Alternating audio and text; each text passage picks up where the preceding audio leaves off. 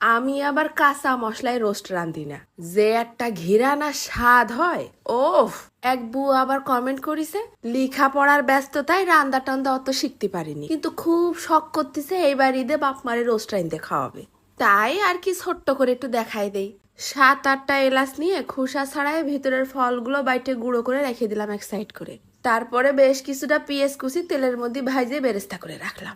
এবার ওই তেলের মধ্যেই ফেলাই দেবো আরো 1 মুঠ খানিক পেঁয়াজ কুচি, একটা মিডিয়াম সাইজের আস্ত রসুন কুচি, তারপরে দিছি 1 ইঞ্চি সাইজের এক টুকরো আদা। সুন্দর করে আধ ভাজা করে নেবো। 4-5টা কাঁচা ঝালও দিয়ে দিছি আবার।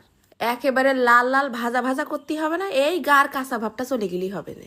তেল থেকে তুলে ঠান্ডা করে নিলাম। তারপর ব্লেন্ডারের মধ্যে দিয়ে ফেলাই দিলাম 4 টেবিল চামচের মতন টক দই। একটুখানি পানি দিয়ে ব্লেন্ডারে একটা ঘুরলে দিয়ে আনিগে। এইবার নিছি 1 কেজি ওজনের 2টো রোস্টের মুরগি। এই কাইটে বাইছে 900 গ্রামের মতন আছে। দিয়ে দিলাম বেশ কিছুটা নুন আর অল্প একটুখানি হলদির গুঁড়ো। আরও দিচ্ছি অল্প একটুখানি শুকনো ঝালের গুঁড়ো। সব একসাথে মাখাই নেব। এইবার যেই তেলে পেঁয়াজ বেরেস্তা করিলাম না, ওই তেলের মধ্যে ফেলাই দিলাম 2টো তেজপাতা, 3টে এলাচ, 2টো লবঙ্গ আর একটুখানি দারচিনি। ভাইজে নেই তেলের মধ্যে গরম মশলার ঘেরানটা ঢুকে যাক। তারপরে একে একে ফেলাই দেবো মুরগির পিস। হাই হিটে 4-5 মিনিট ভাইজে নেব। শুধু মুরগির গায়ের উপরটা একটু লাল হবে, ভিতরে কিন্তু কাঁচা থাকতে হবে। এরপর 4-5 মিনিট পরেই সব তেল থেকে নামাই ফেলবো। এবার এক বাটি পানির মধ্যে কাজু বাদাম ফেলাই দিয়ে ভিজিয়ে রাখিলাম 10-15 মিনিট। যেই বাদামটা একটু নরম হয়ে আসে অমনি পানি থেকে দিয়ে দেবো ব্লেন্ডারে। তারপরে দিচ্ছি পেঁয়াজ বেরেস্তা আর ওই যে প্রথমে করা এলাচের গুঁড়ো, একটুখানি পানি দিয়ে ব্লেন্ড করে নেব।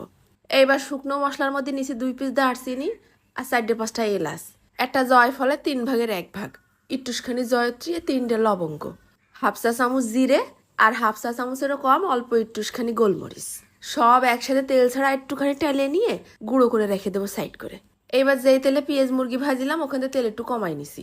ঢাইলে দিলাম প্রথমের ওই আদা রসুন পেঁয়াজ বাটাটা।